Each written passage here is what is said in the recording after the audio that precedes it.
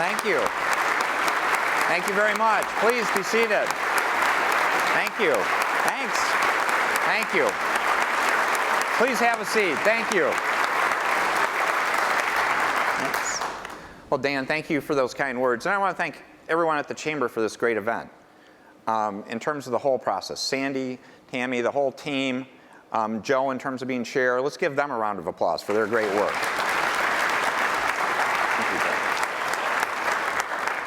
Now, before I get making comments, I'll share one story with you because it brings back memories coming up here on stage. And it goes back to 2009.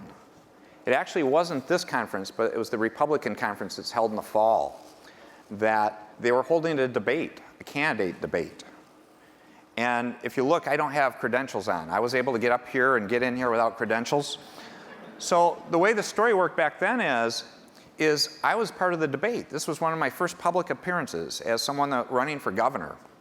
And so I came, and I didn't wear my credentials because I was coming up to be part of the forum up here in terms of being one of the candidates.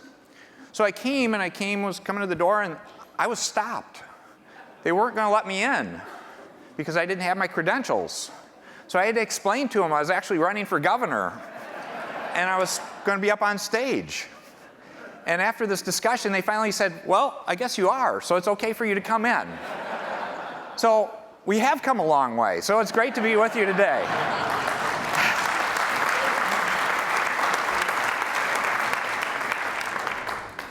But let me start with a question. I'm going to ask you to raise your hand. In the last 5 years, how many of you here ask yourself the question whether or not Michigan's best days were ahead of us or behind us? Think back to like 2008 and 2009. And at some point in your mind, how many of you here actually ask yourself that question? Were our best days ahead or behind us? A lot of the hands are up. And I think that says a lot about how bad things were. The good part, the part I hope we can get every hand to go up today, is that our best days are ahead of us, because they are. And that's something really special. And that's something we need to spread the word on and be loud and proud about. And why can I be so confident when I say that? Well, the facts prove it already. We're the comeback state in the United States. If you look at our low point from 2009, our unemployment rate's down almost 6 percentage points. We've added about 250,000 plus private sector jobs. Personal income's coming back. It had gone down. It's actually had been growing faster than the national average in the last couple of years. Population's growing again. A lot of good things, but we shouldn't take this for granted. We cannot get complacent nor content. It's just time to keep going. But it is to keep our eye on that ball that our best days are ahead of us. And how do we do that? Well, that's what I want to talk about today. And it's really based on one of the pillars of this conference. Because these are good pillars, and I mentioned that when I did the opening. So I'm picking one of the pillars today. And in many respects, I view it as the most important pillar. It's the pillar of culture. Because a lot of this is about our mindset. Our mindset and whether we're positive or negative. Our mindset and less about being team players or fighting with one another. About forward-looking versus backward-looking. Culture's the key. And changing a culture is a lot more difficult than changing a law or regulation or doing something in your business. So what I was going to do is walk through a number of the big issues today and really give some brief comments on them, but really point out how they really frame a much bigger cultural challenge that we need to embrace, that we need to grab, that we need to run with in a positive, constructive way. So 4 areas I decided to pick, and there are more of those, but hopefully it'll give you sort of a vision, not only of where we're at today, but the kind of questions we need to answer for the future. Because these recurring cultural themes are things we need to keep building on and do continuous improvement with and take on. So the first one is about government, in terms of looking at issues. And one of the things I've talked about government that's a cultural question is, what's the role of government? Why does government even exist? It's not about taking and spending money. That's not why government exists. Government exists to give you great customer service, and you're the customer. Think of that. And so you frame that in the question of, How can we recalibrate government to take that approach? I want to give you one illustration on an important, a critical issue. We just heard from Dan about the wonderful things in downtown and midtown Detroit, right? What a success story, and we need to tell that story more. But one thing, what about the neighborhoods of Detroit? Are we giving great customer service to the neighborhoods? And there's a lot of work we need to do there, but we're on the path by asking this question and focusing on customer service. And the illustration I'll give you is something that we've created called Pathways to Potential. It's really based on a program that started in Grand Rapids with this Kent School Services Network. And what's this all about? Well, how do we normally deal with people in neighborhoods that actually had needs, that needed to deal with human services at the state level? Well, we'd tell them every so often, you gotta come meet with a caseworker. Well, what did that involve? Well, they'd have to find 1, 2, 3 buses. They'd have to figure out how to get there. They'd have to come in some drab government office. They'd have to wait in line. That's customer service. That's a disservice. So what have we done? You have the caseworker leave the government office and you put them in the local elementary school, the local public school, in their neighborhood, so they can just walk in and be served and get better service and have the caseworker see their whole environment so they can provide other services.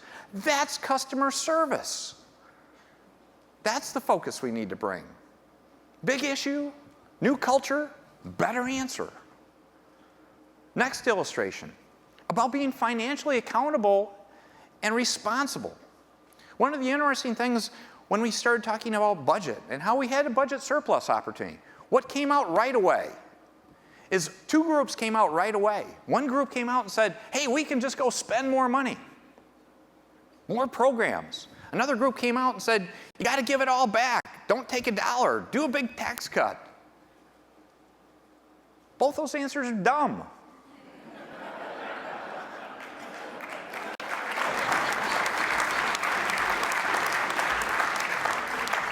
It's about being financially responsible. Government needs to act more like a family. In a family, if you have resources and stuff, what's the first thing you do? You look to say, do I have a mortgage? Do I have credit card debt? Do I have other things? Should I be making payments on those or making sure I'm making the right payments, right? Before you go out and spend a bunch of money? Or before you say, I don't need that money.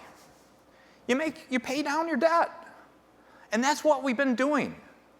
So when you hear about a lot of the resources we've been putting in the budget, it's to pay down our long-term liabilities. And that gets to another cultural question about government thinks too short-term. They think about a 2-year election cycle. They think about a 1-year budget. That's not very bright. So John Nixon was here earlier. I've had John modeling out the state in terms of our liabilities through 2040. 2040.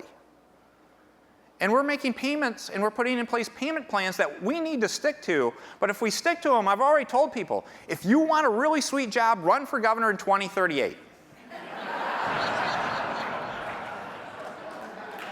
That's the time to be there.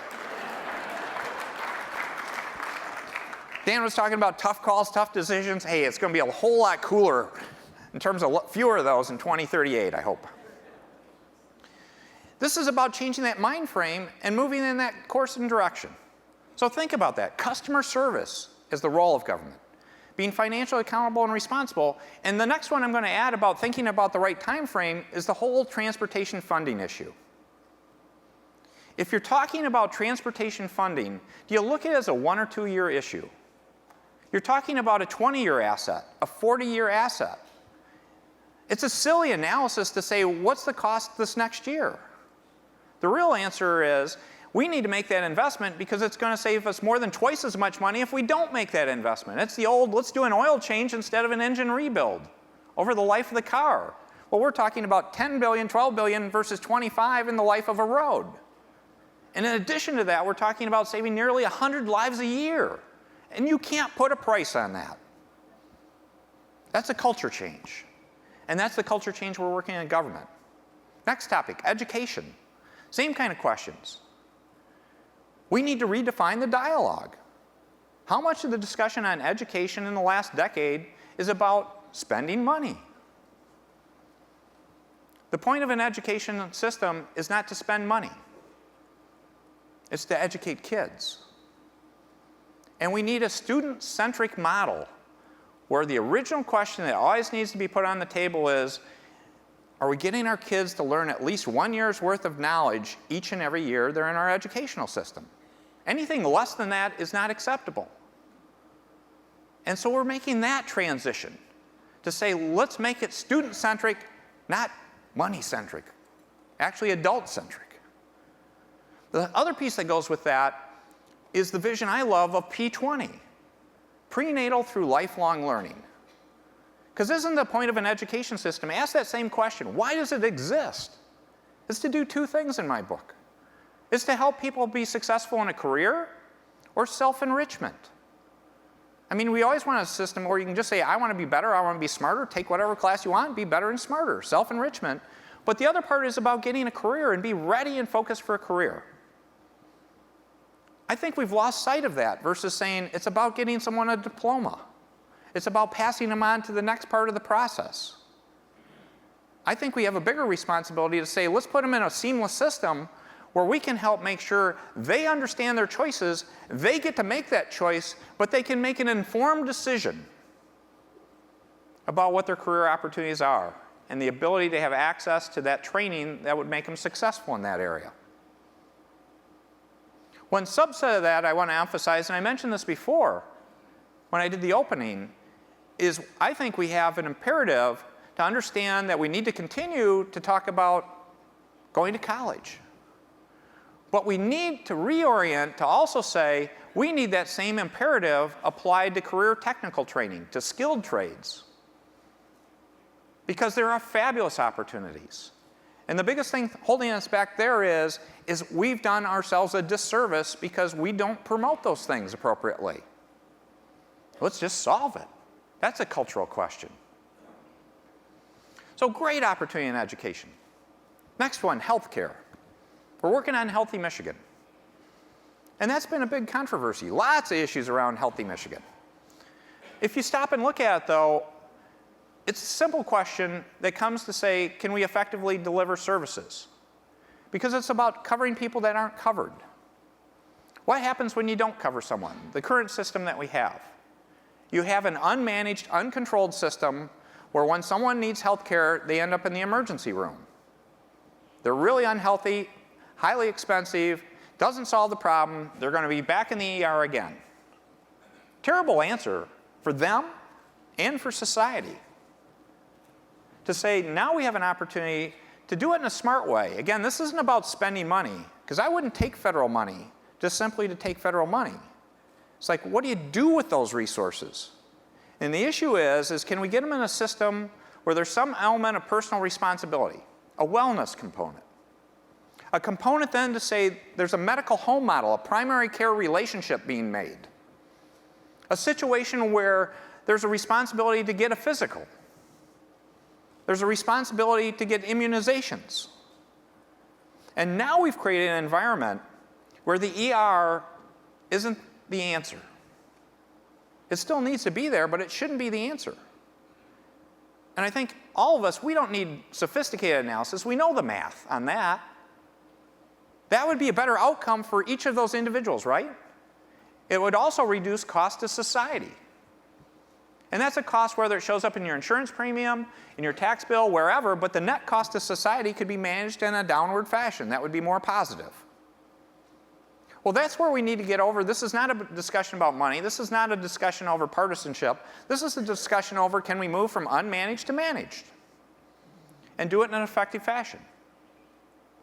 The thing I'll tell you about healthcare, though, is all this stuff on the Affordable Care Act, wherever we are on it, isn't going to solve our healthcare crisis. It's only dealing with one aspect. And so as you look at it, there's a lot more discussion to come that need to be resolved. And how can I say that? I'm not a healthcare expert. I've done investments, I've created companies in the field, and what I'll tell you is we're still not addressing the question of wellness to the degree we need to. Basic personal responsibility. Until that's really put at the forefront of a lot of analysis and done in the most effective fashion, we're fooling ourselves. The other part is we need to ask the question about how do we get more cost efficient? Again, more the medical home model. And there are elements of that being done, but there's a lot more work to say, how do we put more resources in the front lines on the healthcare piece, on the wellness piece, on the chronic piece, and understanding that's critically important to help with all the other cost structures. Those are discussions that are going to need to take place in the next 5, 10 years.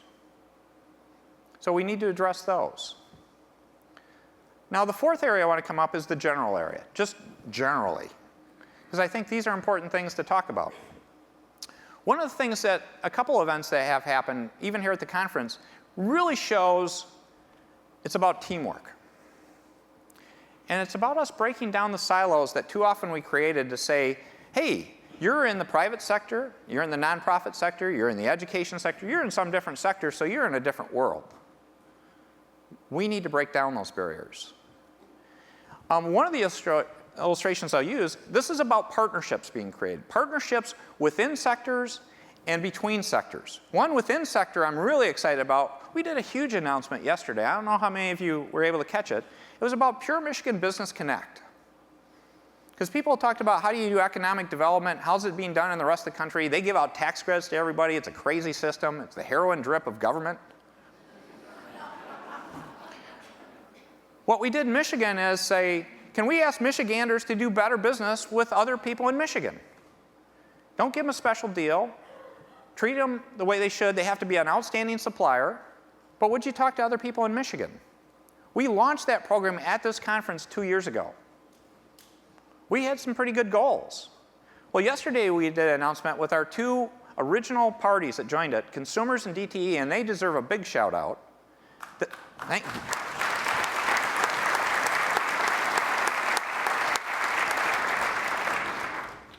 They were both quadrupling their commitment to the program because it's gone so well. Not doubling, quadrupling. And we've got a whole lot more people signed up. That's awesome. And what is it? It's a good neighbor policy. The state's the facilitator. We're not putting big dollars in this. We're facilitating because people are doing good business with good people. That's cool. Now, take it between sectors. This is where we need to work together. Earlier this year, I've been emphasizing talent. Talent in the 3 C's. Because I view this as one of our greatest strategic challenges, but greatest strategic opportunities for the state of Michigan. Who leads on talent is going to help lead the nation in terms of employment, economic success, and everything else. Because we have a broken system for talent in our country. And that's because it requires sectors to work together. And what do I mean by that? Of the 3 C's, the first C is collaboration. We need the private sector more involved to really aggregate the demand that they need for future talent today and tomorrow, and what skill sets are required. And so we had an Economic Development Summit back in March to focus in on that. The second C is about creating talent. Again, back to the education sector. And so we're focused on creating talent there, and so in April we held the summit on education. Didn't do is treat them as islands. We had people going between the two, and now we're working on integrating the outcomes in an effective fashion, which is the third C, which is connection. So the jurisdictions in this country, in the world, that finally get their act together about how to connect talent through collaboration, creation, and connection are going to have a fundamental strategic advantage on economic success. And one of the key priorities I view is we need to lead the country and the world on that topic. That's a cultural question, because it's about asking groups to come together to do that. One subset of that we've been advocating is more regionalism. Michigan is a series of regional economies, and we made great progress about getting sections of the state together to say, hey, be your own team, and then we'll integrate as a statewide team. Because how many times can you think back to where you'd have one community fighting with another community? Rather than partnering, rather than realizing there's a bond that people need to come together on and succeed together on. That's critically important. So that's one of them. The second one is something that we need to be more proactive about who we are. We need to be loud and proud. And I think I've mentioned that before. But we need to bring that to life. So one of the things I wanted to do is I want to ask another question. Actually, I'm going to ask you not to put up your hand, but to do something more radical. Actually stand up. And the question I have for you is, if you're a member of an organization, whether you're profit, nonprofit, any kind of organization, has created or will create, in your belief, at least one job this year? If you're a member of an organization that you think you're going to have one incrementally new job being created, stand up, please.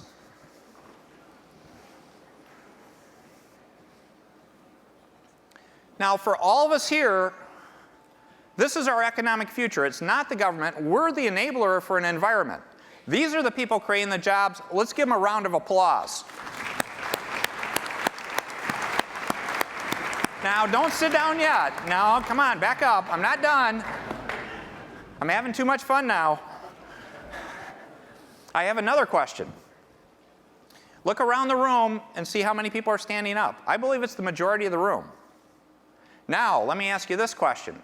Remain standing if you've gone out and publicly made statements about how you've added that job or will add that job. If you've not said anything, please sit down.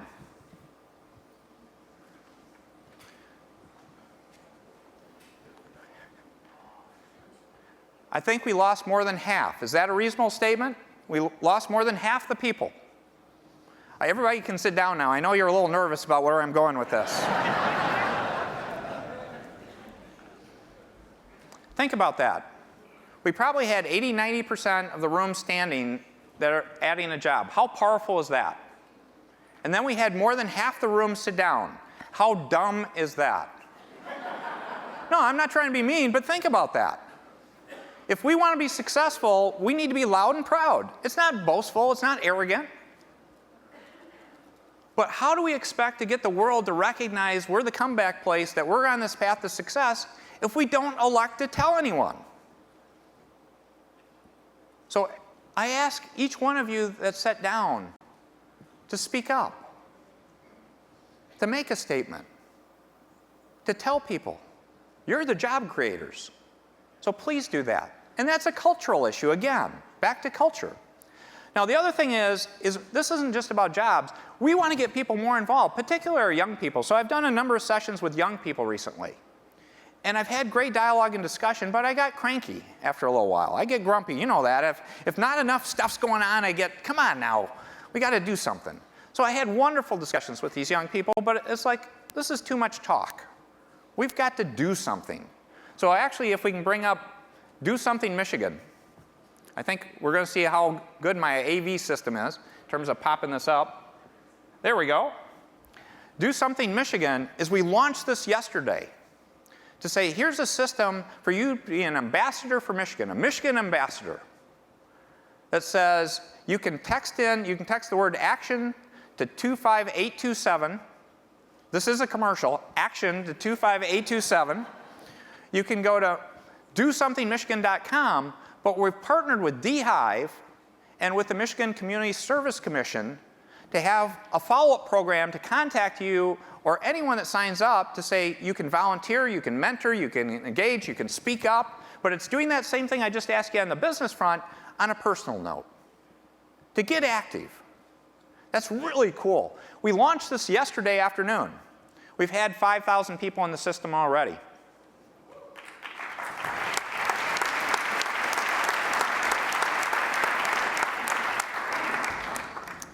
Third cultural thing I want to cover in general. This is kind of a fun one in a lot of ways. Because when I took office, one of the classics was I would have people come up to me and say, be bold. You have to be bold. But then they would come back, typically within 2 minutes. Sometimes it'd be right after, sometimes there'd be like a time delay. It's like we'd talk about something else and they'd come back and revisit it. And the next words out of their mouth is, don't set the bar too high.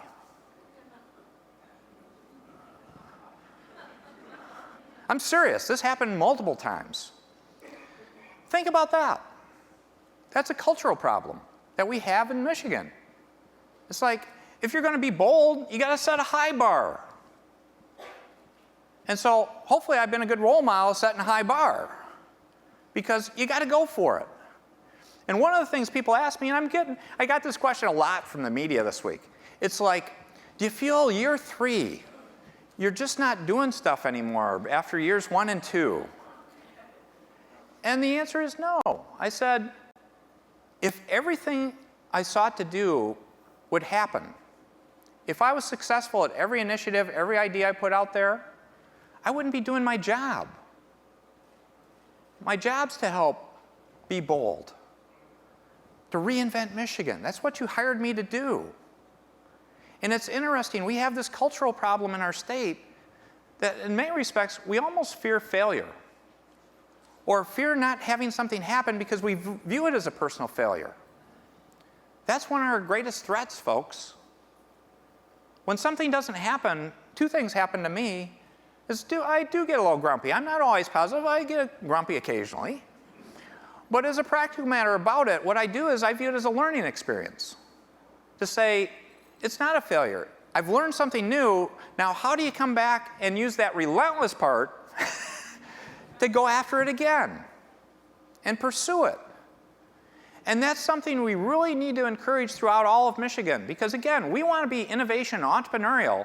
And if you have an environment where you have this fear of failure, if you set a situation where you can say everything's got to be accomplished and there's no situation, you're not setting the bar high enough.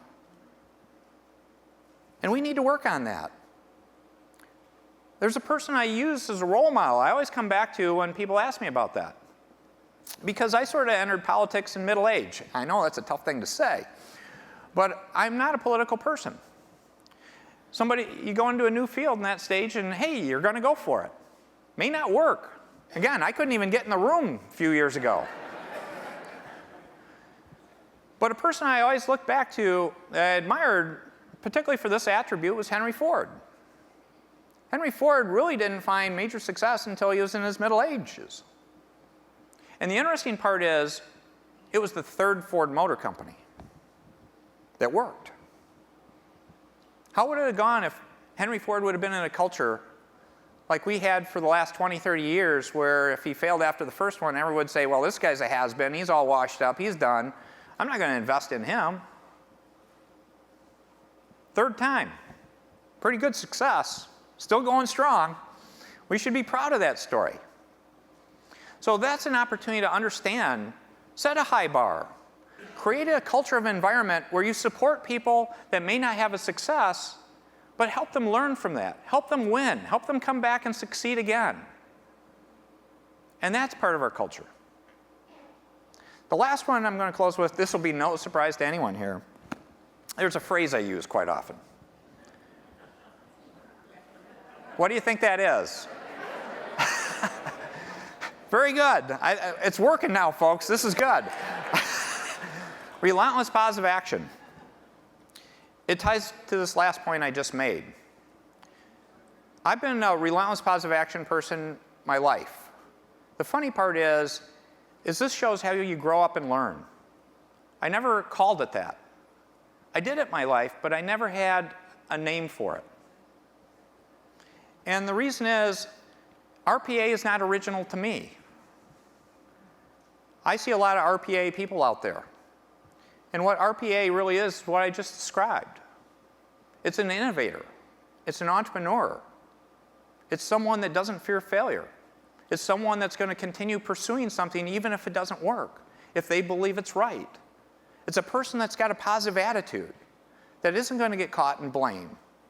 Really doesn't care about credit, because if you talk to an entrepreneur and innovator and you really talk to them, there are a few rare exceptions. But even the very most successful will say, I didn't do this by myself. I did it as part of a team. And the interesting part is, most of the team never gets the credit to the same degree as that point person. But they know in their heart, there was a team that did it with them. And so I've been an RPA person for a long time, looking at innovation, entrepreneurship. And there's a whole room full of many of you that are in that same group. Now we have a name for it in the public sector. And the way to look at it, look at the power. Because again, look at what we've accomplished. We have a lot more to do, but we've gotten a lot done. But compare it to Washington and the mess that is there. No budget, huge deficit, needed tax reform. We've heard it from people. We did all three of those things here in Michigan in the last 2 or 3 years.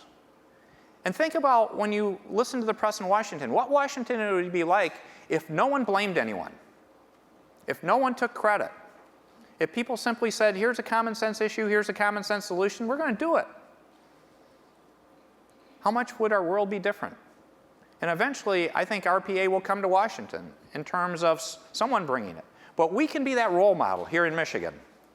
We're doing it here.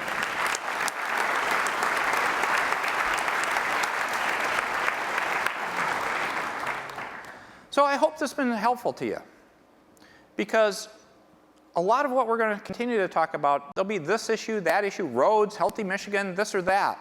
But as you look at each one of these issues, don't get caught up in the issue too much, too quickly. Step back from that issue and look at that issue from a cultural perspective. To say, if our best days are ahead of us, and they are, how do we need to culturally approach this? To say, we're solving the problem without blame, without credit. We're solving this because it has positive outcomes for the future. Apply those principles. And then look around to say, who do we need to partner with? Is there someone in a different sector? Is there someone in a different organization? And say, we're all one team. And bring it all together. That's what gets me so excited. Because this isn't about me. This is about we. This is our opportunity after a 100-year cycle of incredible success that led the globe, of a second half of us taking advantage of something that was too good and almost writing it in the ground, to step back and say, we're wise enough to learn from all the wonderful things and all the challenges we face before us. We have a window here of a number of years, a handful of years, to set the tone and direction for the next 50 or 100 years of Michigan. That's a special opportunity. And each one of us, I hope, I believe, we're going to be able to say with pride in 20 years that we were there at that inflection point. Not taking credit, but knowing in your heart you were there to say, this was that upward cycle in Michigan. That when you look at your kids, your grandkids, and their grandkids, you know they're going to have a better Michigan. They are going to have that brighter future because of the work we're doing here today. Thank you so much. Ladies and gentlemen, please welcome WWJ News Radio 950 City Beat reporter, Vicki Thomas. Thank you. Thank you.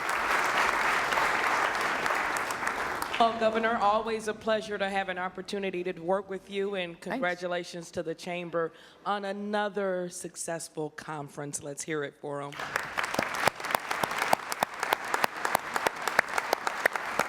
We'll be taking your questions. If you have a question, Lindsay on this side of the room, and Rob on this side of the room is the person to see. Raise your hand if you have a question. We also, Governor, have questions submitted through the app, and I have a few. Good. First one, we had a little chance to chat backstage. I know you've talked to Pulte.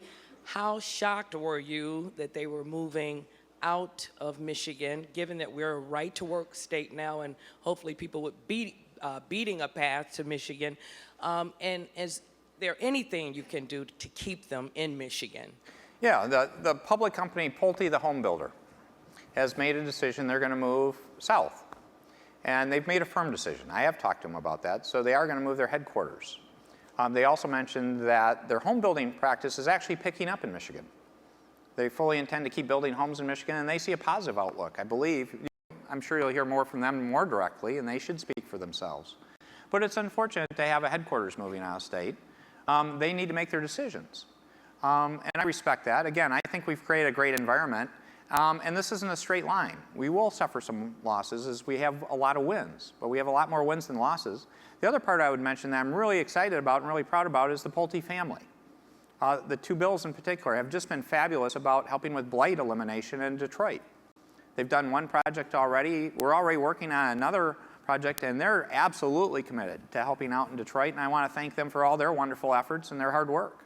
So they will not abandon. They're not abandoning things, and I think they're fired up and ready to go, and I want to say thank you to the Pulte family in particular. And do you know, Governor, if they received any tax breaks when they built the headquarters here. And when you look at the state and you look at the city of Detroit too, do you think we're giving away too much in terms of tax breaks to bring businesses in? No, again, I mentioned my comment about tax credits because we wiped out most of the tax credits at the state level. And that was a smart answer. The real drivers longer term is you need some strategic incentives, so you can't be disarmed. But the future of Michigan is not who you attract, it's how you keep companies growing in Michigan and doing well. And that's where small and medium-sized businesses are absolutely critical. And we're seeing a lot of influx of companies. In terms of IT is really exciting in Detroit. So what I would say is this talent question is probably even more important than you ever talk about tax credits. It's who has the most talented workforce, the talented people with the right skill sets in the right place is what really keeps people most motivated. So let's really work this talent question. All right.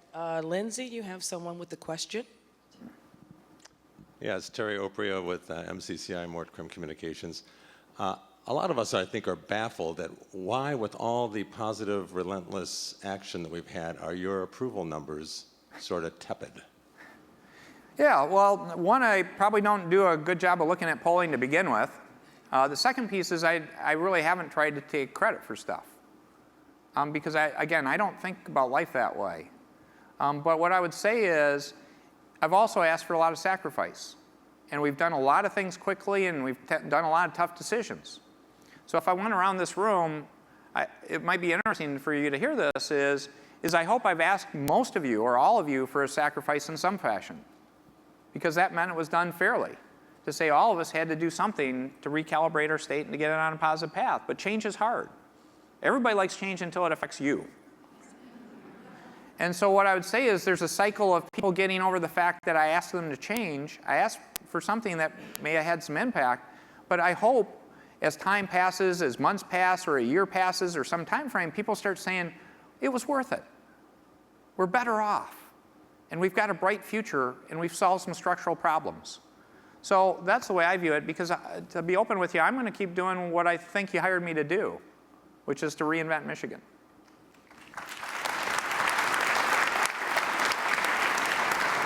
And again, if you have a question, raise your hand, and Rob will come to you, or Lindsay. This one, Governor, is submitted through the app, and it actually kind of deals with what we were just speaking about. This person says, you are famous for not taking credit, a noble and refreshing attitude for a political type. Part of changing Michigan's culture is changing out attitudes. But this person wants to know, how can you better celebrate the state's successes? Yeah, and We'll still be modest if you want to be modest. No, I appreciate that. No, it was interesting. I was at dinner last night where I had 2 or 3 people actually come up and tell me how dumb I am for not taking more credit. So it's fair. I mean, I got to take my shots back and comments back. But a lot of this is we do need to celebrate it. And that's why I asked the question about the Michigan Ambassadors Program, about stepping up and talking about Michigan. That's why I asked the question about those fine people here that created a job that hadn't told anyone. That's where we need people to tell people. Because again, I'm trying to talk to the press on media on a regular basis about Michigan being the comeback state. But what's more valuable than me saying it is you saying it. Because what would they expect out of the governor of Michigan? They know I'm going to try to be positive about it, right? They need to hear from you. So I appreciate it if it's the loud and proud thing. So join me, and I'll try to work better on it, and join me too.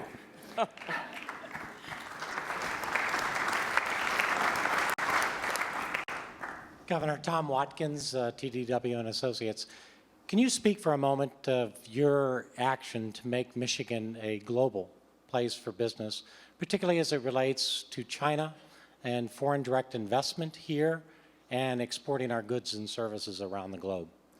Yeah, Tom, you've been a great help in that because you're one of our best advocates talking about the need to do this. And that's one of the other pillars of this conference is the 21st century global marketplace. And when I did the opening, I made it clear that's our future. Michigan's future is not selling to other Michiganders. I mean, pure Michigan Business Connect is critically important, and that's a core to build on. But if we really want to go beyond that, we need to start selling products, goods, and services all around the world, and that's what made us great before. And I like the term made in Michigan. It can be manufactured in Michigan, it can be grown in Michigan, it can be an idea in Michigan that gets transported around the world. So we need to really focus on that. China is going reasonably well. We had no presence in China as a practical matter. I've made 2 trade missions. I'm doing another one in the fall. We have an office now in Shanghai. We've gotten very good response. On the last trade mission, we literally took a bunch of companies with us. We had 20 companies or so, and it was fabulous. They did speed dating in a number of Chinese cities where we had this pre-organized, and we got real business out of it while we were on the trip. So there was real action. So we're just going to continue that path, and we need to accelerate it. So any way the MEDC can help you do exporting, get started in exporting, let us know, because the world has improved on this dramatically in terms of making it easier. We're happy to support you. Governor, Gary Corbin from Accenture. Thank you for everything you've done for us to date and for what you're going to do for moving forward. So for years, we've listened to Engler and Granholm, and now we hear from you. We've got 80,000 jobs unfilled, 70,000 jobs unfilled. Now we're at 60, I guess. We're starting to get the connection made, which is good. You made some tough decisions around right to work and some other things that weren't originally on your agenda. I'm curious about what plans you have for getting some of the people who, unemployment's coming down, which is good. We still have way too many people unemployed, a lot of unfilled jobs. We're trying to make the connections.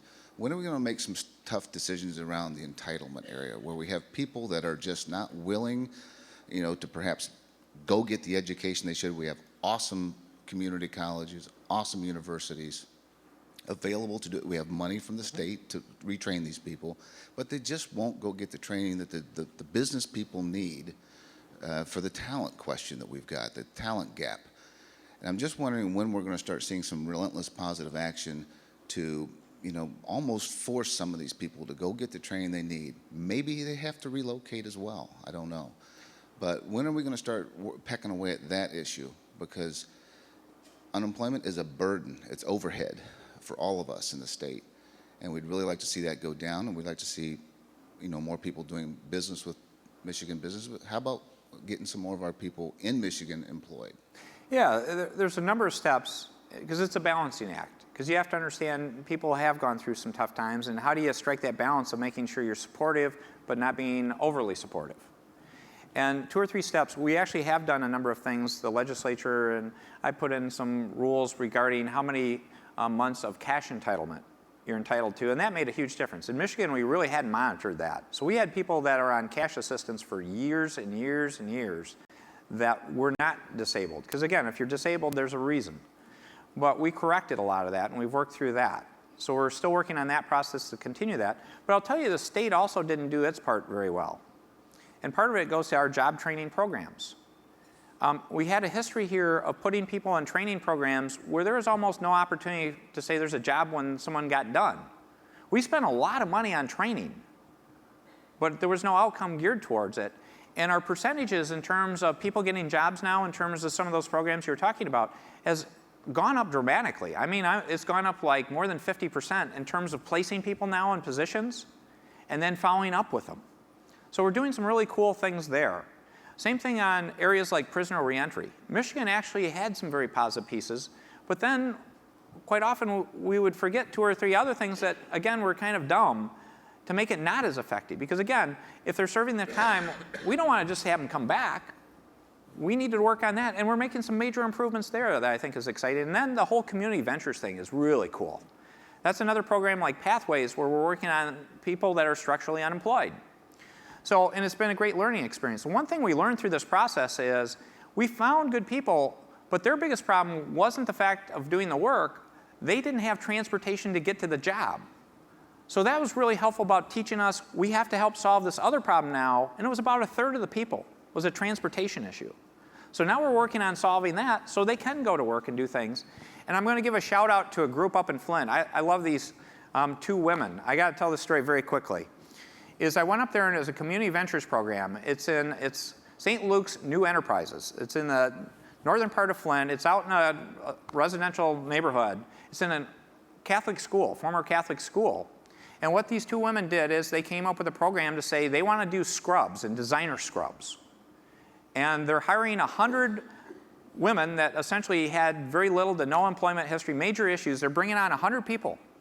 And we're supporting them in this program.